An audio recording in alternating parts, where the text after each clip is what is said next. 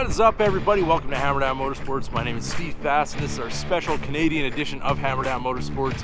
It is snowing this morning, but we're going to go out in the Escalade and meet up with my buddy Dave, who is actually one of the original members of Hammerdown back in the day. This is kind of how we got the idea for the name and all that kind of stuff. So we're going to meet up with him, check out his awesome truck, and it's going to be a good day. Got my heated seat on. We've got our heated steering wheel on. And I've had to scrape windows for the first time in a long time. Yes, we are back in Edmonton, Alberta. Well, everybody, here is your average drive in Canada in the wintertime. We got a little bit of snow going on, but I can guarantee you nobody called in for a snow day today. So, some first thoughts on the Escalade versus the Denali. Being that I'm a Denali owner, I got the opportunity now to drive an Escalade. They're actually very similar, and I'm gonna do a kind of more of like an in-depth review on this vehicle as a Denali owner driving an Escalade. But this one, as a rental, it is a little bit of a beaten mule. It has about 11,000 kilometers on it now, so pretty close to around 8,000 miles. Really not a whole lot to talk about as far as mileage goes, but it already has a blown speaker. It's got the signature cracked windshield from Alberta Rocks, and those aren't the fault of the vehicle, obviously, as people abuse these vehicles when they rent them. But we're gonna go through this thing a little bit more in depth on a future episode, so definitely stay tuned for that. So as some of you may have noticed how dirty the vehicles do get out here in Alberta, they use a lot of sand on the roads just to keep them safe so we don't have black ice or anything like that, and it ends up getting all over everything. So basically, when you go to wash your vehicle in the winter, or if it's wet or melting at all, you're basically just making room for the new dirt, because it'll be just as dirty by the time you get home.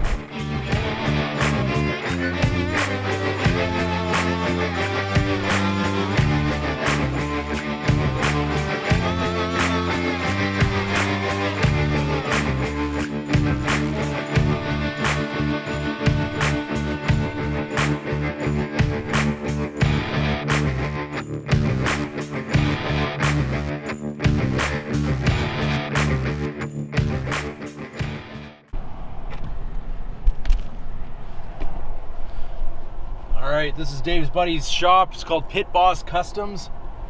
And we got Dave's truck over here, the big Platinum F350. It's your ultimate hillbilly hot rod.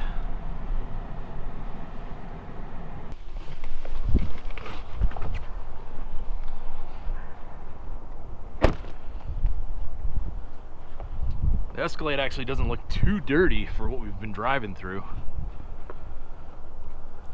Got the big old F350 Power Stroke Lariat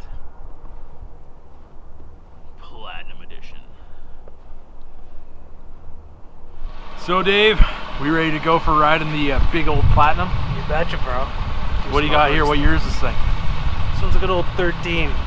13 Power Stroke? Power Stroke, 6.7. Been a good motor for Ford so far. Got a couple buddies with them. 400,000, no problem. Kilometer we're stocking, but how many kilometers on this trucks. one? This one's lower. It's only got about 112,000 kilometers right now. It's just a baby. Exactly. Pretty much brand new. Brand spanking new for this boy. So how do you get a sled on something this high? Well, of course, it's got the two-piece ramp system. That's pretty much over your head right now. Oh, it is, yeah. You gotta have the go-downs to get up that high. That's right. You gotta take a run from across the parking lot. Yeah. If not, you just gotta lift it up. Yeah, just put it this way, okay? I'm 6'1", and it's pretty much, my head is like just above the top of it. So yeah, you gotta have a little bit of, I guess, courage to take a run and get up on a deck like that with a snowmobile.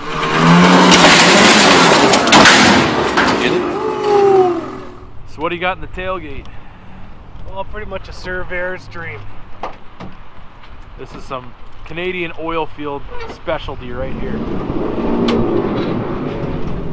That is pretty awesome. Yeah, now a guy can utilize everything without making it a pain in the ass. Yeah, so basically you don't have to crawl inside the little hole underneath your sled deck to get everything that you need. You got it all right here, and it just pulls right out, all in roller bearings. Yep. So, what's left to do right now? Let's go for a cruise.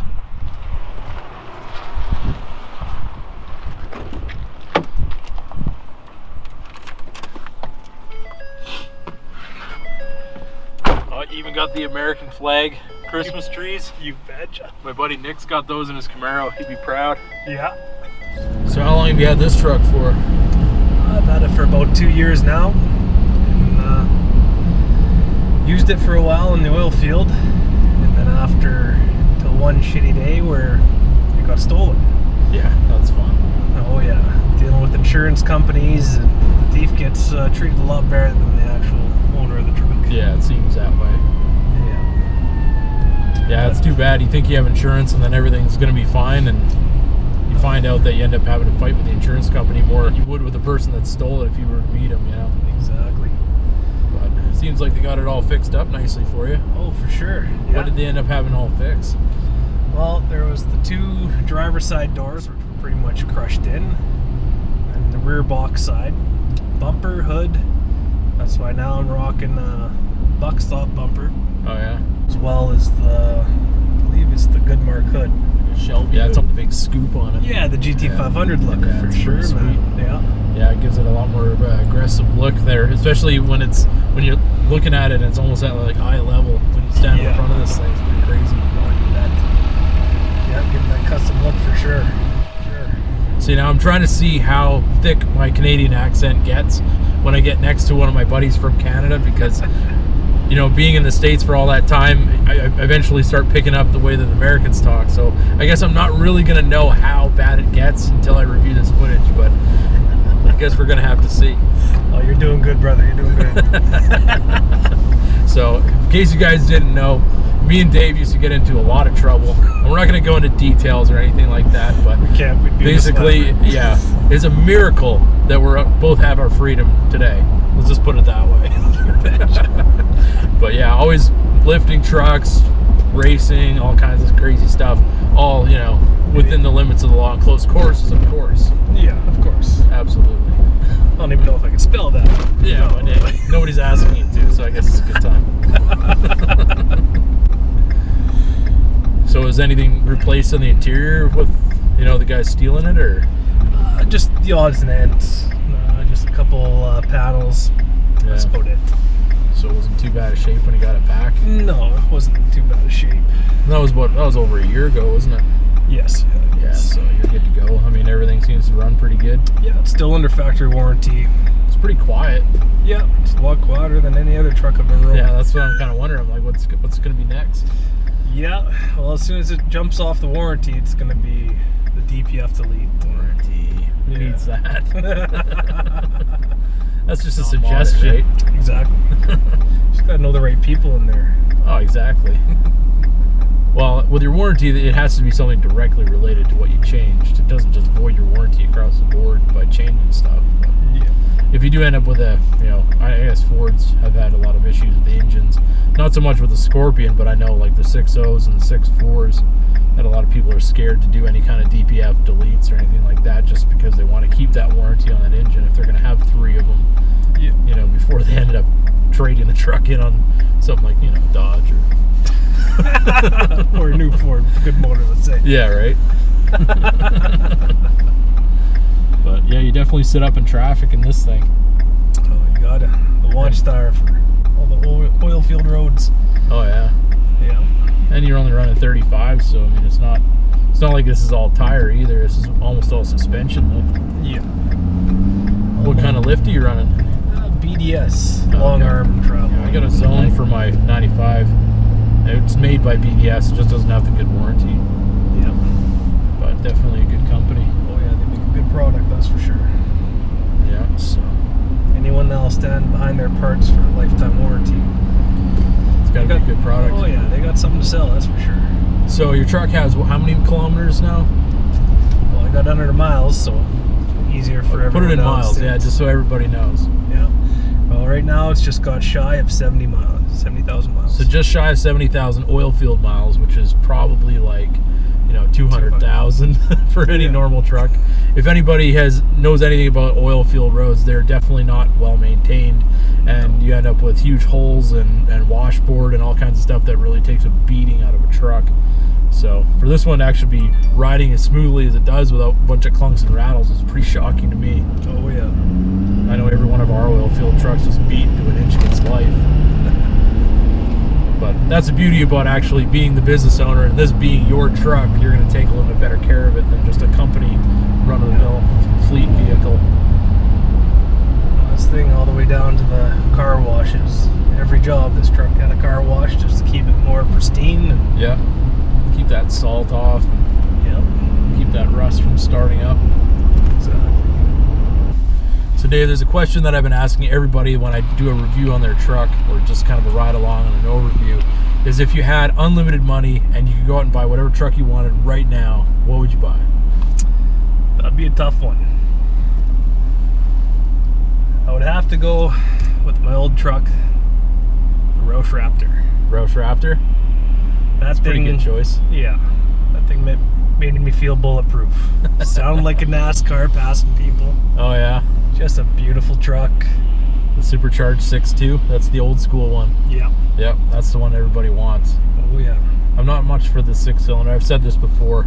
It's not, I mean, the truck itself I think looks good and everything else seems good with it other than that 6-cylinder. I'm just not into that. You could put 15 turbos in that thing and I still wouldn't want it. No, you can't beat the V8. Right? See, even in Canada, we all think the same about that Raptor. Sorry, Ford, you dropped the ball on the new Raptor big time.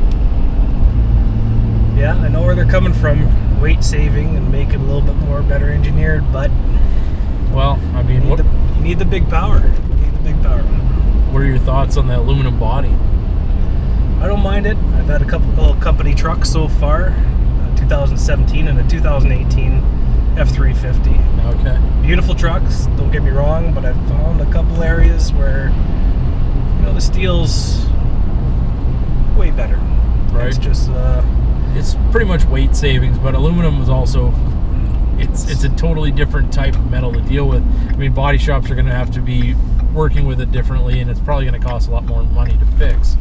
And what people probably know, and if those who don't, aluminum rusts too, so it's not like you're getting away from like a corrosion aspect. Oh, yeah. Maybe there's some better treatments that they can put on it, but I mean, time is really going to tell whether that is actually going to be a good thing or not.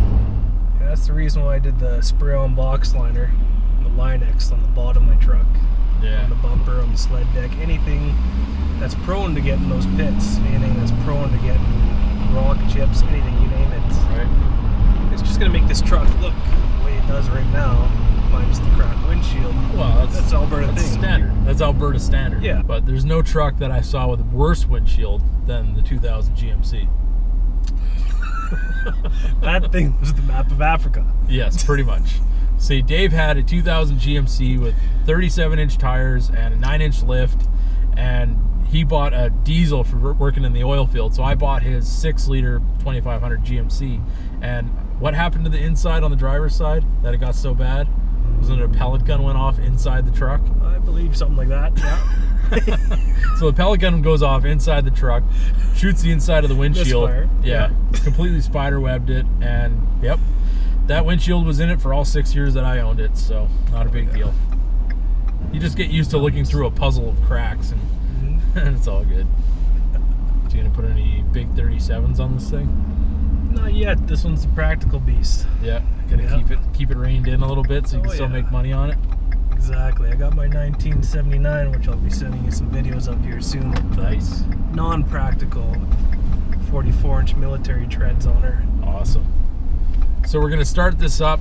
We're going to do a Meanwhile in Canada segment on the channel. So if you guys have any footage that you want sent, I mean, it doesn't even have to be in Canada. Just say where you're from, and I will put Meanwhile in wherever you're from and doing something awesome. And I'll put it on a short segment. Just do like 30 seconds, something like that. There's a Corvette. There you go. I know if I wanted a winter beater, I'd definitely want a C5 Corvette. Yes. Fiberglass, doesn't rust. Right on, Dave. Awesome truck. This is the first time I've ever actually seen this truck in person, so I was super excited to go for a ride in it. So if you guys enjoyed this video, don't forget to give it a big thumbs up. If you're new to the channel, hit that subscribe button. Keep that hammer down.